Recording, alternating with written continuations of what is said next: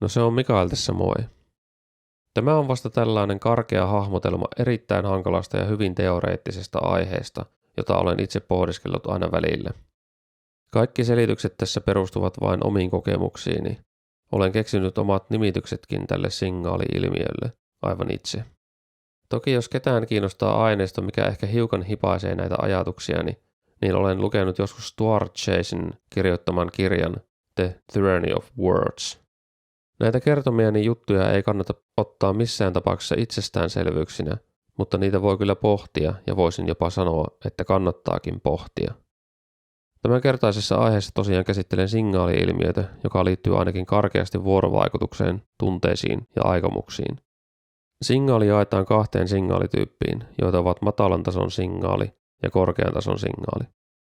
Korkean tason signaali on sellainen kommunikaation merkki, eli esim. Ihminen puhuu ja kertoo toiselle sanoen, mitä hän haluaa, tai hän vaikkapa osoittaa sormella jotain tavaraa, jonka hän haluaa ostaa. Matalan tason signaalilla kommunikoidaan syvemmällä tasolla.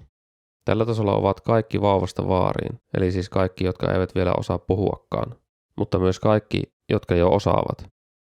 Matalan tason signaali voi olla esimerkiksi hienovarainen hymy, joka paljastaa vaikkapa toisen ihmisen tykkäävän toisesta ihmisestä ja haluavan tehdä lähempää tuttavuutta tämän kanssa. Tai surumielinen epätoivoinen ilme siitä, ettei toinen ymmärtänyt tehdä jossain kohdassa jotain tälle surumieliselle, jota hän olisi toivonut hänelle tehtävän. Tai tämä toinen teki jotain hänen mielestään väärin, taikka jokin muu ikävä tapahtuma aiheutti mielen latistumisen.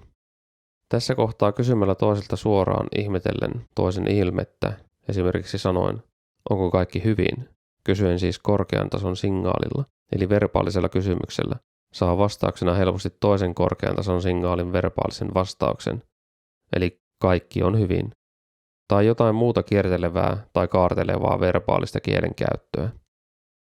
Korkean tason signaalin tasolla voi valehdella. Matalan tason signaalit eivät koskaan valehtele. Et voi teeskennellä hymyä, jos olet surullinen. Jos katsot tarkkaan hymyä, joka on teeskennelty, huomaat, että se ei ole aito hymy lainkaan, ja tiedät, että jotain on pielessä, vaikka vastauksena saisitkin, ettei ole. Tämä valhe näkyy läpi siitä syvästä olotilasta, jonka voi nähdä valheen lävitse, jos oikein tarkkaan ihmistä katsot.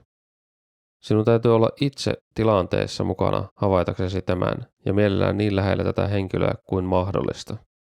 TV:n tai kuvaruudun välityksellä on vaikeampaa tehdä oikeita havaintoja todellisuudesta. Digitaaliset signaalit häiritsevät matalan tason signaalien havaitsemista ja niiden ymmärtämistä. Sitten vielä yllätysmomentti.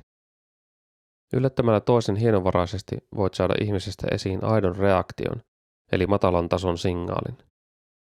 Älä huuda tai tarkoituksella säikäytä häntä. Muuten saatat saada väärän reaktion. Kohtaa hänet rauhallisesti ja varmasti. Älä anna hänen huomata sinua ennen kuin pääset tarpeeksi lähelle häntä. Hänen ensimmäinen reaktionsa on se kaikkein tärkein. Pidä katse tarkasti hänen kasvoissaan, tai muuten menetät tilaisuutesi nähdä hänen ensireaktionsa. Tämä ensireaktio tapahtuu alle sekunnissa. Katso häntä silmiin heti. Ensireaktio muuttuu pikkuhiljaa erilaiseksi. Katso vielä vähän aikaa, niin pystyt havaitsemaan myös, millä tavalla ilme muuttuu. Pari sekuntia pitäisi riittää katsekontaktille, tai lyhyempikin aika saattaa riittää. Tässä ajassa ilme muuttuu jo hieman ensireaktiosta. Jos toisella on aikaa valmistautua kohtaamiseesi, aito ilme saattaa puuttua hänen kasvoiltaan kokonaan, mikäli hän pystyy tai osaa piilotella aitoa ilmettään, ja sen sijaan näyttää teeskenneltyä ilmettä. Teeskennelty ilme on tietoisesti luotu korkean tason signaali.